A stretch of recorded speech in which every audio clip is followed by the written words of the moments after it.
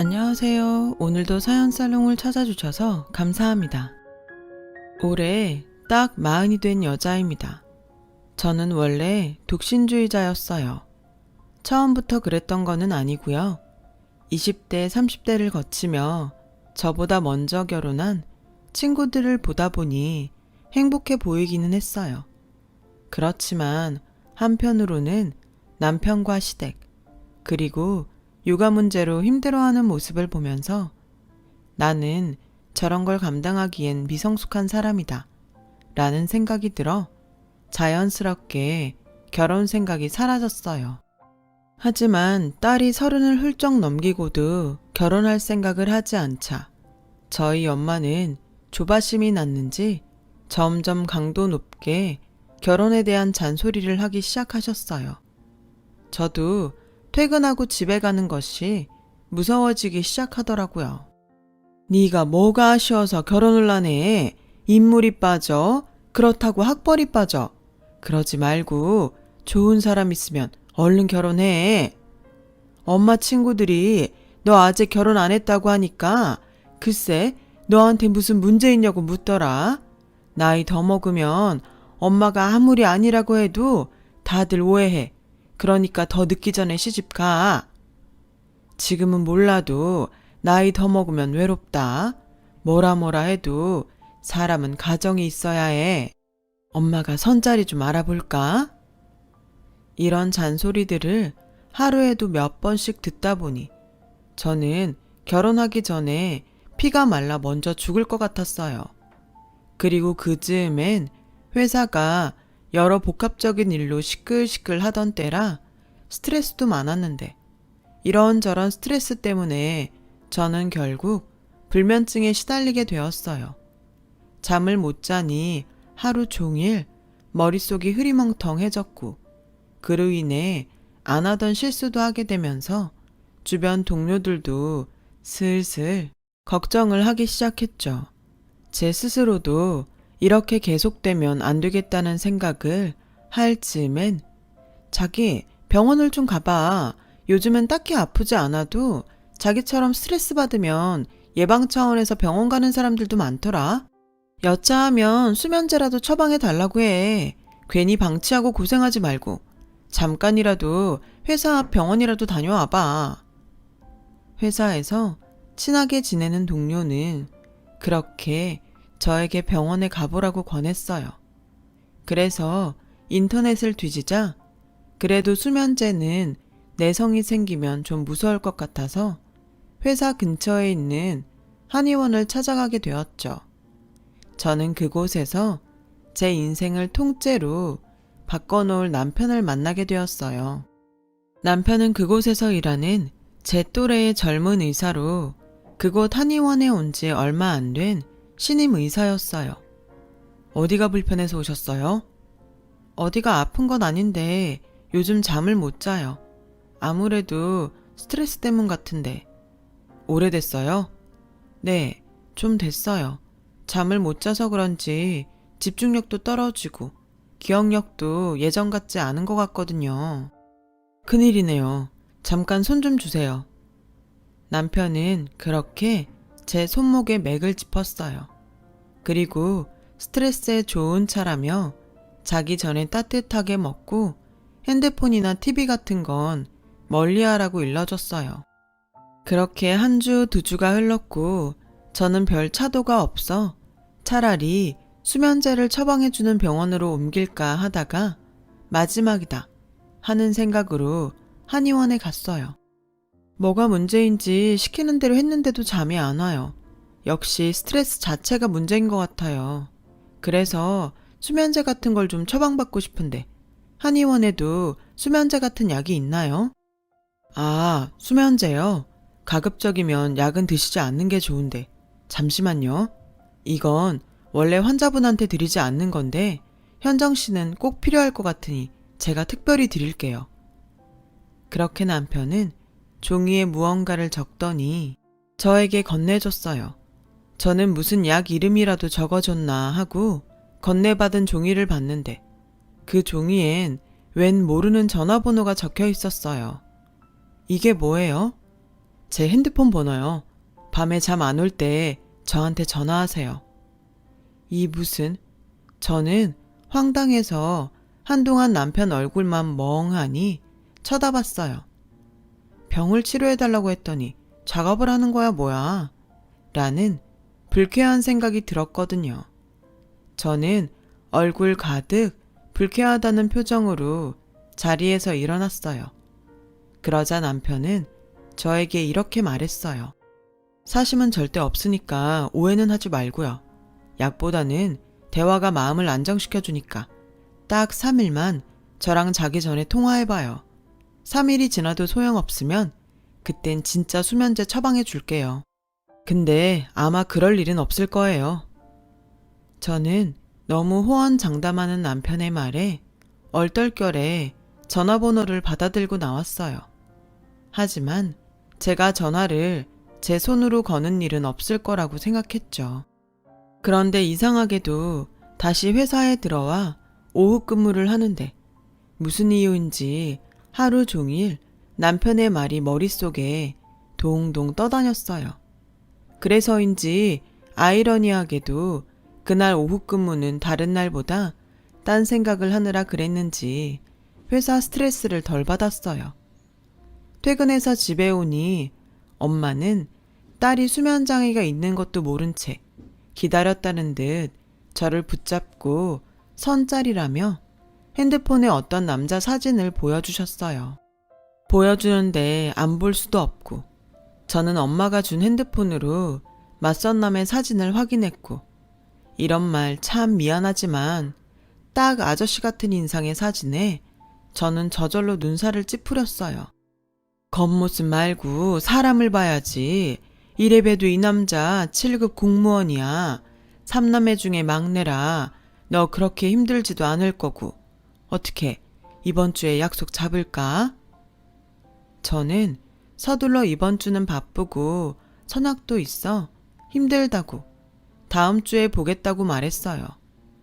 물론 다음 주도 내키지 않았지만 이거라도 하지 않으면 또 들들 볶일 거라는 걸 너무 잘 알기에 일단은 임시방편으로 다음 주로 약속을 미뤄놨는데 이건 또 무슨 핑계로 어떻게 거절을 해야 할지 벌써부터 골치가 아팠어요.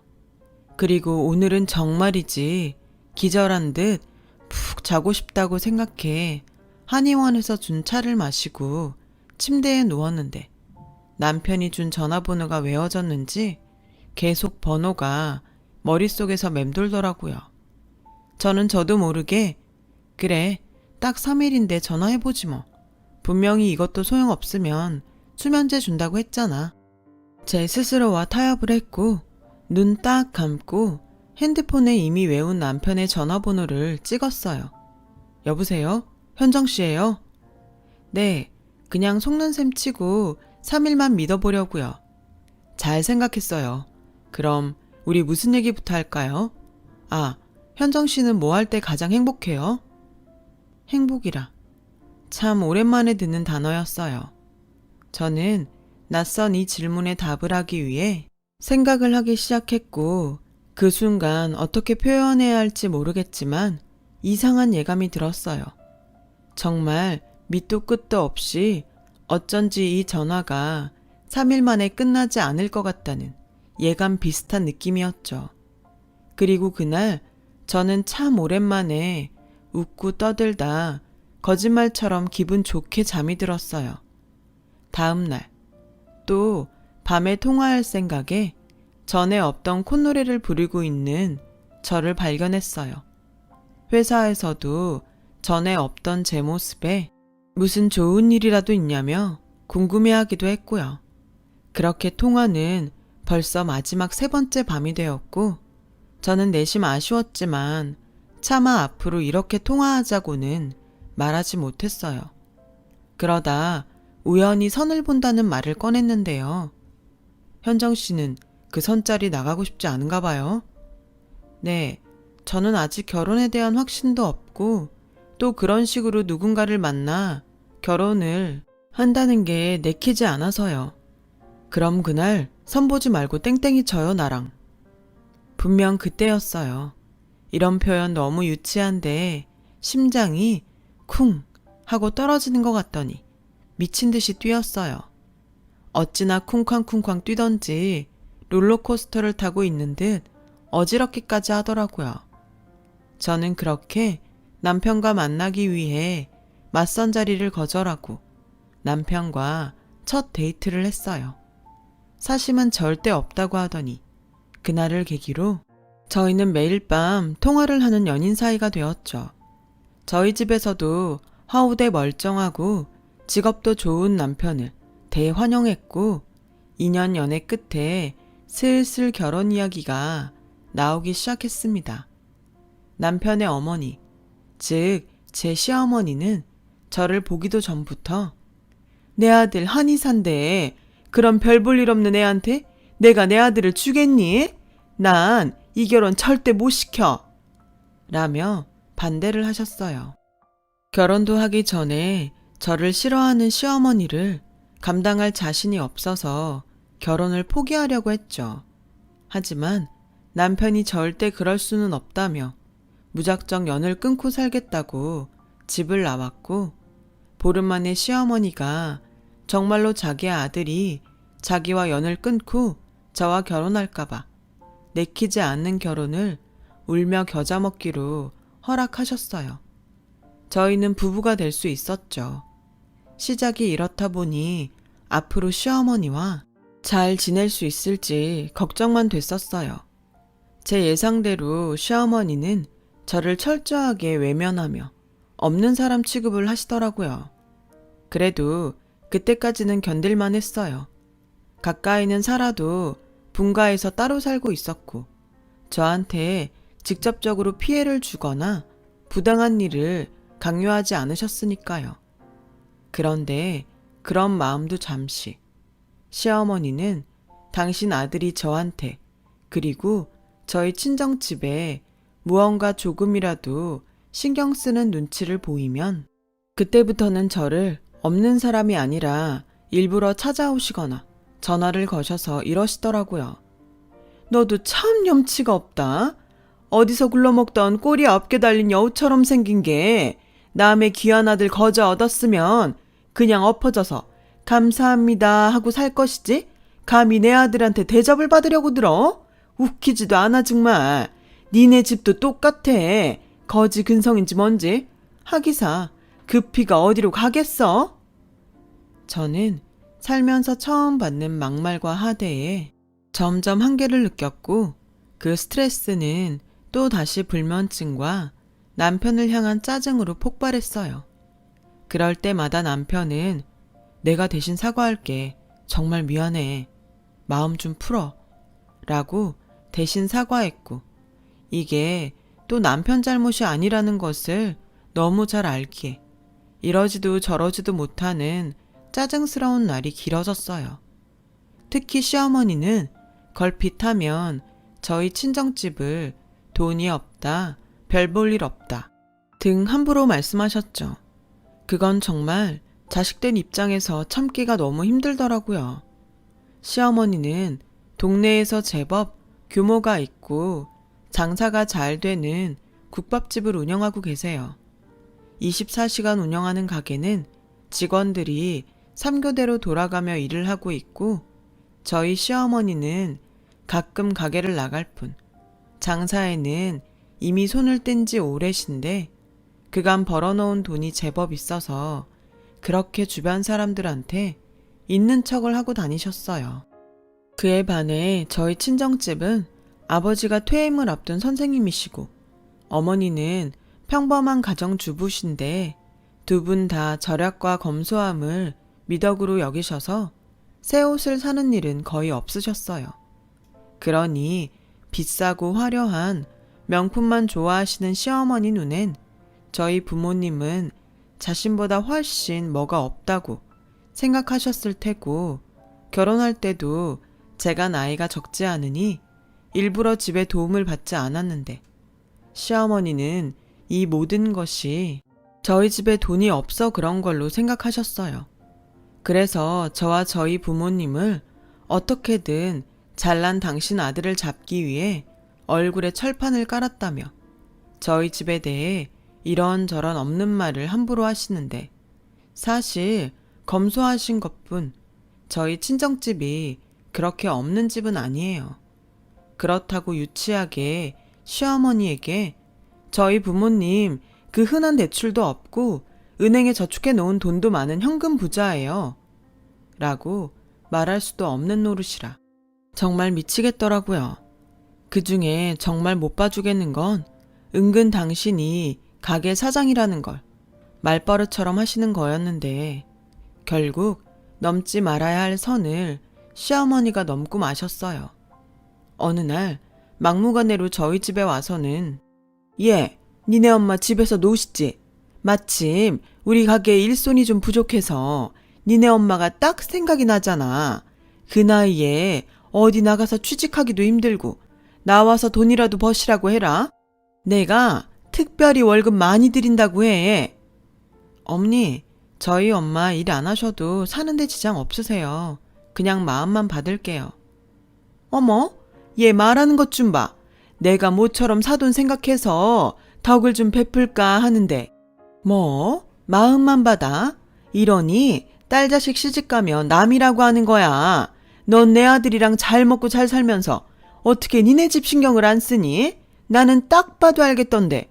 그러지 말고 다음 주부터 식당에 나오시라 그래.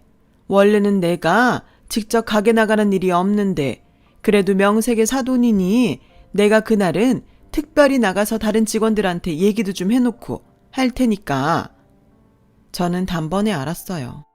당신 가게에 저희 엄마를 채용해 놓고 당신 아랫사람으로 부려먹고 대놓고 무시하려고 일부러 저한테 생고집을 부린다는 것을요. 저는 못돼 먹은 시어머니의 심보를 알기에 극구 저희 엄마 일 안 해도 괜찮다고 아빠가 엄마 일하는 거 좋아하지 않는다고 말하며 제 선에서 거절했죠. 사실 저도 참 유치한데 시어머니의 아킬레스건이 남편 없는 여자거든요.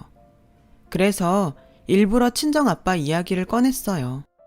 그러자 약이 바짝 오른 시어머니는 제가 당신 성의를 무시한다며 흐르지도 않는 눈물을 억지로 짜내며 통곡하셨고 하필 그 모습을 저한테 김치를 담가 가져온 엄마가 보시고 말았어요. 어머, 사부인 무슨 일 있으세요? 집에 무슨 일 있니? 저희 엄마는 아무것도 모른 채 걱정이 가득한 얼굴로 저희 시어머니를 부축하셨죠. 그 순간에도 저희 시어머니는 엄마가 입고 온 옷과 가방을 보며 얼굴을 찌푸리셨는데 저는 이 거지 같은 상황에 할 말을 잃어 일단은 시어머니를 돌려보내려고 애를 썼어요. 너 꼭 말씀드려라. 다음 주야.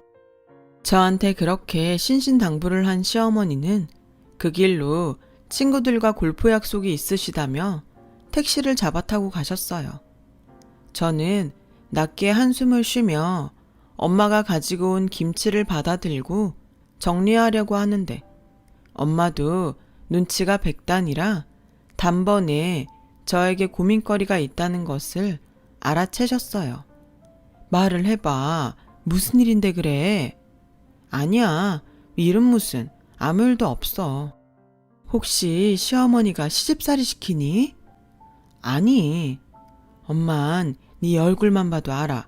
너 계속 그렇게 말 안 하면 내가 직접 네 시어머니한테 물어본다. 저는 엄마의 말에 화들짝 놀라 절대 그러면 안 된다고 설레발을 쳤고 어쩔 수 없이 엄마에게 그간 시어머니와 있었던 이야기를 모두 했어요. 조금 전 어이없는 그 일까지도요. 어머, 네 시어머니 정말 웃긴다. 사람을 뭘로 보고?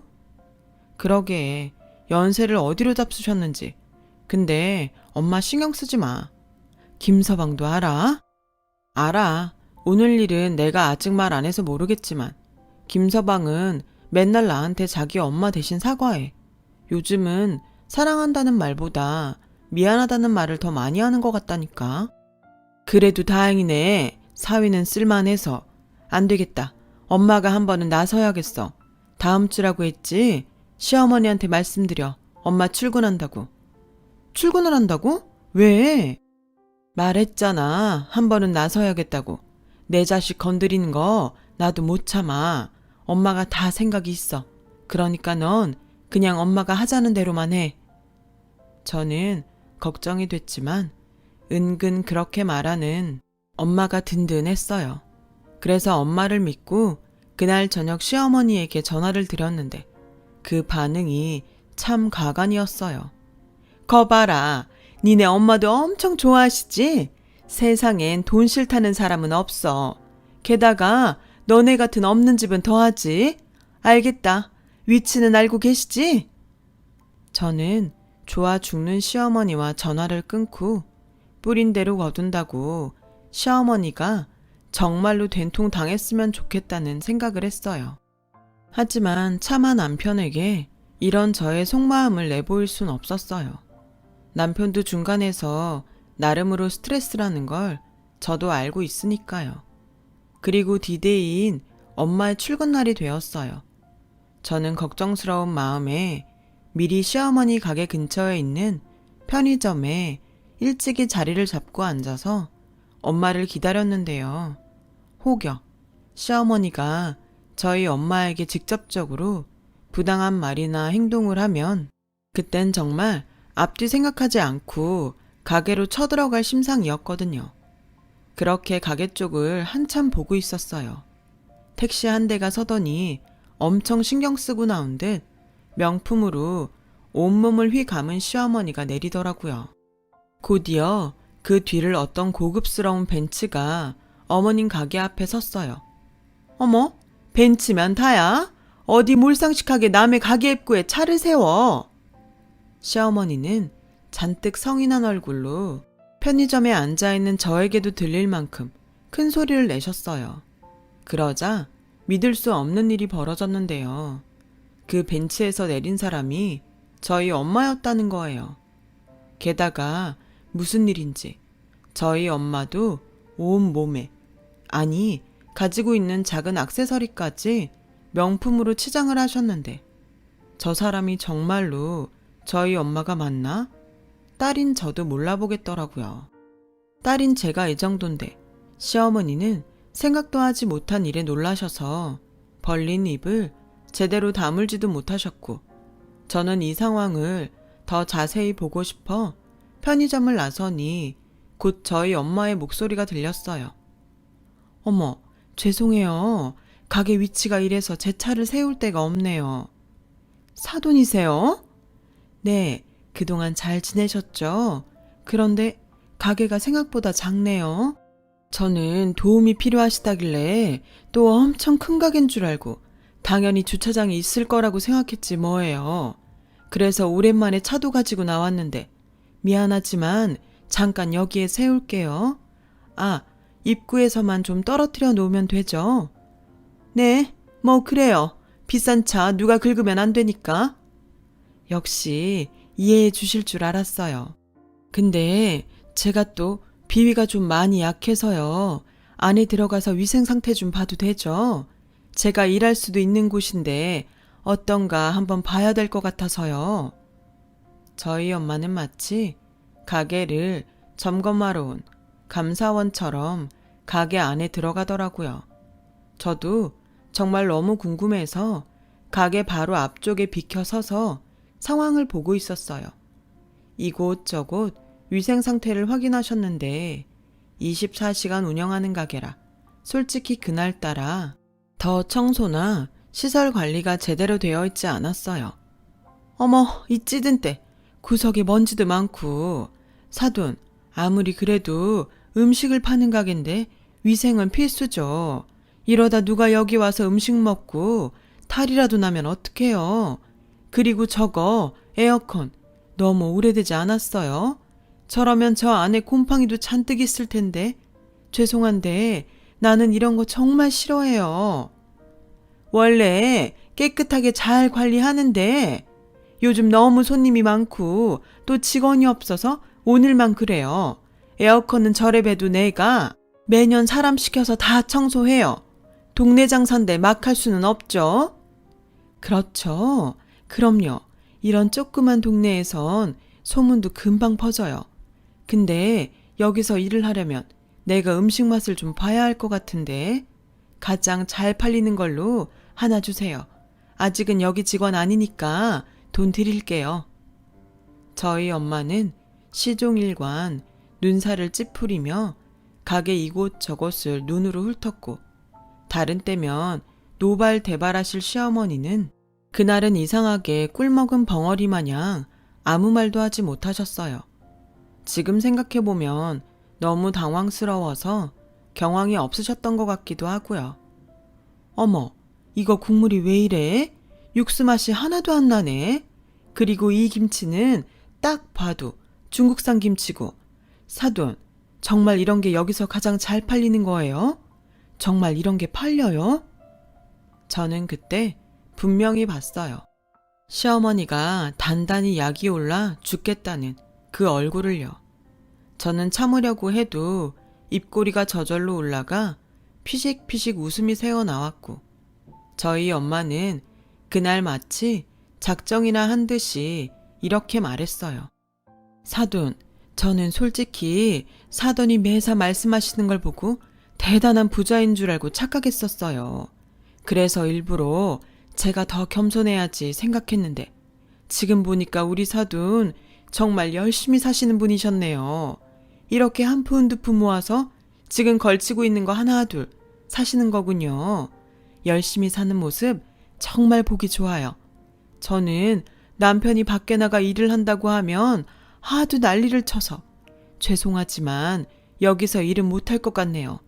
가게가 좀 크고 괜찮으면 가족끼리 돕는다고 얘기라도 해보려고 했는데 우리 그이가 이런 줄 알면 난리를 칠 거라서 그럼 저는 이만 가볼게요.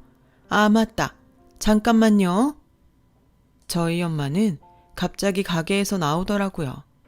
저도 얼른 숨었죠. 차에서 에르메스 쇼핑백을 가지고 나왔고 그걸 시어머니에게 주며 이렇게 말씀하셨어요. 이거 저희 애 보면 좀 전해주세요.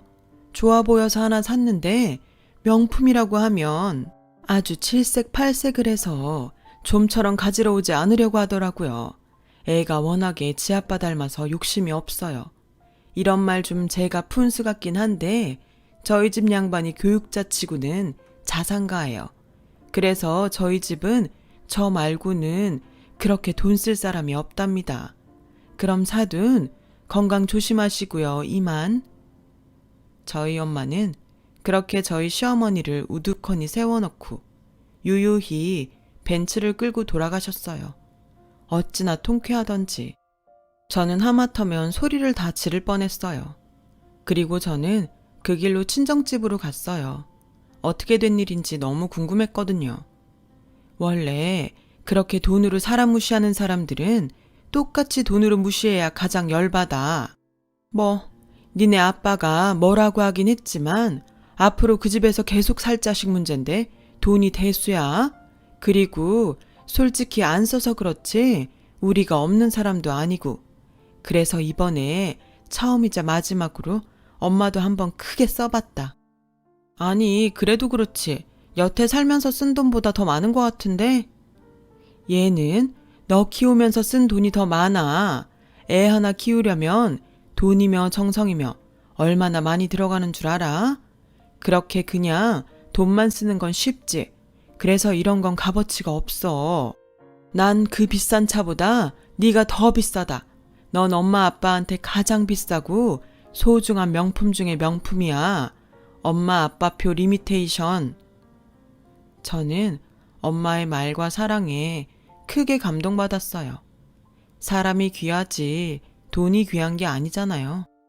그리고 그날 저녁 엄마가 맡겨놓은 에르메스 가방을 가지러 시어머니 댁에 찾아갔고 저는 또 한 번 통쾌함을 맛볼 수 있었어요. 시어머니는 그새를 못 참고 저희 엄마가 맡겨둔 에르메스 가방을 꺼내 거울 앞에서 자신의 가방인 척 사진을 찍고 있다가 저한테 딱 걸렸고 그 순간 도둑이 제발 저린다고 얼굴이 빨개져서는 헛기침을 몇 번이고 하셨어요. 어머니, 그래. 넌 왜 연락도 없이? 아니, 제가 싫다고 했는데 저희 엄마가 그 가방을 어머니한테 맡겼다고 해서요. 그래. 하자가 있을까봐 꺼내서 한번 봤어. 넌 그러고 왜 이 좋은 걸 싫다고 하니? 엄마가 사주시는데. 저는 그런데 돈 쓰는 거 싫어요. 지가 아무리 좋아도 가방이잖아요. 그렇긴 하지. 그럼 너 이거 안 쓸 거니? 혹시 어머니 갖고 싶으세요? 그런데 어쩌죠? 제가 이거 그냥 저희 엄마 쓰라고 했는데 어머님이 갖고 싶으시면 제가 저희 엄마한테 다시 말해볼까요? 아니 됐다. 나도 뭐 이 정도는 살 수 있어. 그냥 네가 안 쓰면 아까우니까 나라도 쓸까 했지. 그리고 난 원래 이 브랜드 안 좋아해. 그러시구나. 하기사 어머니는 애뚜로 좋아하시죠. 보면 거기 물건이 많으시던데. 그날 이후 저희 시어머니는 저희 친정집 무시하던 말버릇을 단번에 고치셨어요. 그리고 가끔 도대체 니네 집에 돈이 얼마나 있냐고 물으시는 날도 있는데 저는 그럴 때마다 정확히 알 수 없을 만큼이라며 대답해드려요. 뭐 진짜로 정확히는 모르기도 하고요. 그냥 두 분이 행복하게 사실 수 있는 만큼은 가지고 계신다고 알고 있고 저 역시도 나중에 저희 부모님처럼 많은 돈을 쫓기보다 저희가 행복할 수 있는 딱 그 정도만 있으면 좋겠다고 생각해요. 이렇게 저는 저희 엄마 덕에 요즘은 마음고생 없이 잠도 잘 자며 전에 느끼지 못한 행복한 신혼생활을 보내고 있어요. 비록 늦은 나이에 만난 남편이지만 얼마 전 아이도 생겼고 앞으로 더 행복할 미래를 꿈꾸고 있답니다. 이젠 정말 가끔 특별한 날이면 시어머니를 뵙는데요. 한참 어린 저지만 저는 시어머니가 이제라도 돈이 아닌 진짜 행복과 즐거움을 쫓으셨으면 좋겠어요. 그렇다면 저희 고부도 지금보다는 더욱 가깝게 지낼 수 있겠죠. 지금까지 저의 이야기를 들어주셔서 감사합니다. 건강하고 행복한 날들 되시길 기도하겠습니다. 여러분, 사연 댓글에 응원과 현명한 조언 부탁드려요. 좋아요와 구독은 저에게 큰 힘이 됩니다. 오늘도 좋은 일 가득하세요.